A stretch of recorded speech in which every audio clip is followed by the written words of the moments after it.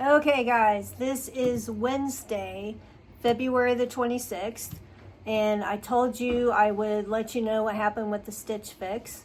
The black and white sleeveless top was too tight, and I didn't like it enough to ask for a larger size. I mean, I liked it, but the purplish V-neck top, I guess purplish maroon top, did nothing for me. It was horrible.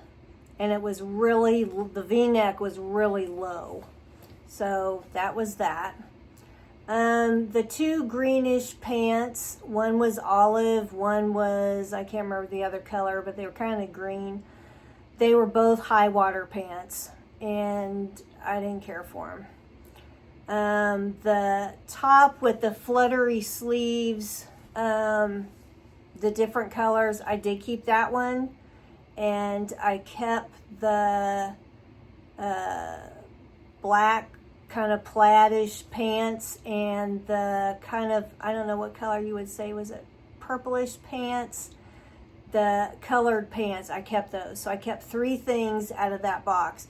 The pants they weren't tight where I couldn't get them on, but I wouldn't want to leave the house in them.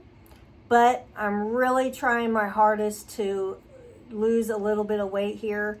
So I'm hoping that eventually I will be able to fit into them. I mean, I got them on. It's not like they weren't on.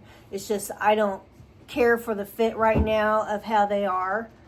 They're tighter pants than what I would normally wear. So that's what I got out of the Stitch Fix. So then when I checked out, they asked me if I would want a fix as soon as March the 6th, and they would waive the $20 styling fee. So I wasn't going to do that. I was going to wait a little bit longer, but since they're waiving the styling fee, I went ahead and said yes.